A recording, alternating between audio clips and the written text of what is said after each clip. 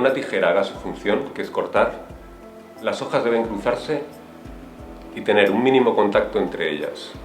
Para ello, las dos hojas tienen una ligera curvatura, de manera que una tijera que se cruce sin tocar no cortará. Sin embargo, si la tijera, cuando cruzas las dos hojas, tienen un mínimo contacto entre ellas, justo en el punto de contacto cortará. Esa ligera curvatura es la que hace que la tijera, al estar cerrada, solo tenga contacto al principio y al final de la hoja. La manera más eficiente de utilizar vuestras tijeras es conseguir que una de las hojas se mantenga estática, mientras que la otra realice el corte. Eso lo conseguiréis sujetando la tijera, de manera que todos vuestros dedos, menos el pulgar, sirvan de apoyo a una de las hojas, y el único que realiza un movimiento es el pulgar.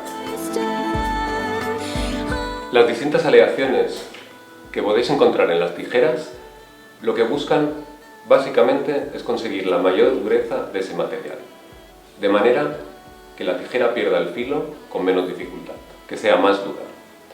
El inconveniente de tijeras muy duras es que normalmente son también más frágiles. Si bien el material con que están fabricadas las tijeras es muy importante, aún es más importante el diseño de la tijera y el tratamiento térmico que ha recibido.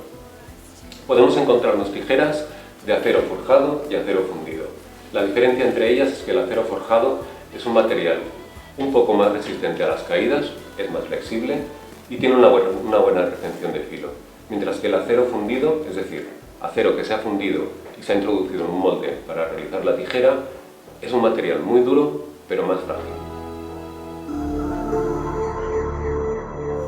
Voy a hablaros ahora de la parte de las tijeras que os va a servir para sujetarlas. Vais a encontrar tijeras donde los dos ojales donde ponéis los dedos son simétricos, ligeramente asimétricos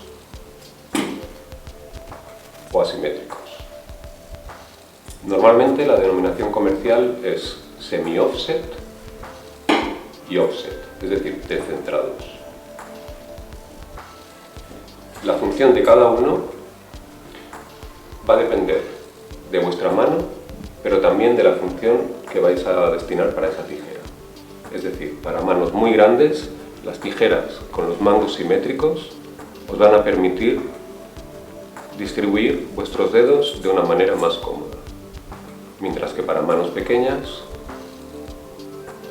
las tijeras con los ojales descentrados os van a permitir la mayor apertura posible de vuestro pulgar sin que se mueva la otra hoja.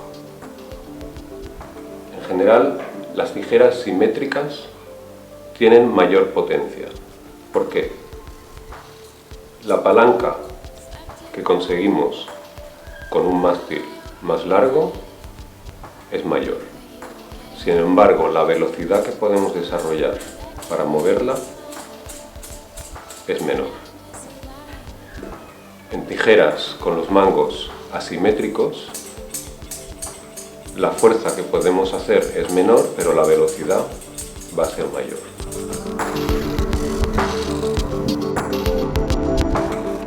Vamos a encontrar básicamente dos tipos de filos. Un filo en bisel o filo alemán y un filo convexo o filo japonés. El filo de bisel es un filo donde hay una discontinuidad evidente entre el filo y el dorso de la tijera. Y en el filo japonés o filo de navaja no hay una discontinuidad, es decir, del filo al dorso es todo uno.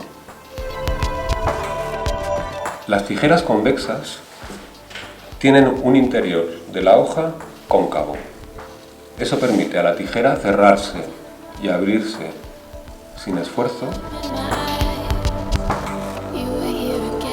y que se produzca un contacto únicamente en esta zona. Vamos a hablar ahora de las tijeras según la forma de su hoja. Vamos a encontrarnos tijeras con las hojas rectas o tijeras con las hojas curvadas. Cada una tiene su función. Básicamente, esta nos va a ayudar a realizar líneas rectas. y esta puede ayudarnos en casos concretos a dar una cierta curvatura a nuestro corte. También nos puede ir bien para los acabados. Ahora vamos a hablar de las tijeras con dientes. Vamos a encontrar tijeras con dientes en 2 de sus hojas o dientes en una de sus hojas y en el otro lado un filo normal. La utilidad de cada una es un poco diferente. En el caso de las 2 hojas dentadas nos va a servir básicamente para quitar volumen. No va a haber ninguna línea de corte evidente. En el caso de las hojas con un lado dentado y el otro no, podemos quitar volumen, pero también podemos utilizarlas para dar un acabado exterior en cierto tipo de pelos sin que el corte sea evidente. El número de dientes y la separación entre ellos determinará el efecto que tendrá la tijera sobre el manto. Podemos encontrar tijeras con dientes muy anchos y poca separación entre ellos, o tijeras con muchos dientes y poca separación, o tijeras con pocos dientes y una separación aproximadamente igual a la de los dientes que tiene. Es decir, vamos a encontrar tijeras que retiran el 10, el 20, el 30, el 40, etc. del volumen total del pelo. Voy a presentaros el que podría ser un kit básico para empezar en la peluquería canina. En primer lugar, tenemos una tijera que utilizaríamos para nudos puntuales o zonas con el pelo muy sucio, que podría ser una tijera de unos 7 pulgadas, con los ojales simétricos, de manera que podáis hacer más fuerza. En segundo lugar, una tijera que utilizaríamos para pelo en limpio. Yo os aconsejo que sea una tijera de unas 8 pulgadas y media aproximadamente, con los ojales ligeramente asimétricos. En tercer lugar, una tijera que puede ser del mismo modelo que la que estáis utilizando para pelo en sucio, pero utilizarla solo para pelo en limpio. Y en cuarto lugar, tenemos una tijera de esculpir. A medida que aumenten vuestras habilidades y conocimientos, podéis ampliar vuestra colección con tijeras más específicas, es decir, para hacer trabajos concretos o técnicas concretas. Diferentes tipos de tijeras dentadas con más o menos dientes, con más o menos separación.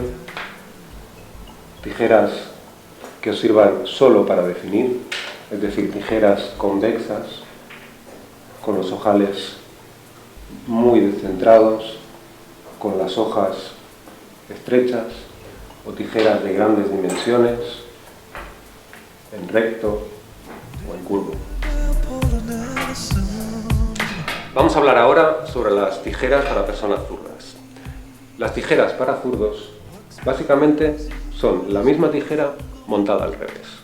Es decir, cuando un diestro utiliza una tijera para diestro, la hoja que se mueve queda en su interior y si intenta forzar la tijera, su dedo va a empujar el ojal. Sin embargo, si una persona zurda intenta cortar con una tijera de diestro, si realiza una buena técnica no conseguirá que haya contacto entre las 2 hojas y eso le obligará a empujar hacia adentro la hoja que se mueve, lo cual repercutirá en una mala técnica y mayor fatiga. Voy a haceros algunas recomendaciones sobre el mantenimiento de vuestras tijeras. Si bien los materiales modernos son muy resistentes a la corrosión, lo ideal es que vuestras tijeras permanezcan el tiempo que no están trabajando en su punta, o como mínimo en una base sobre la cual no se caigan ni puedan darse golpes. Es conveniente de vez en cuando utilizar algún tipo de aceite fino, como puede ser aceite de coser o alguno específico de tijera, y lubricar muy poco la parte interior de la tijera en la zona del tornillo. Si nos excedemos, va a entrar pelo y se va a quedar dentro de la tijera. Podéis utilizar una gamuza para limpiar de pelo la tijera, intentando no tocar el filo.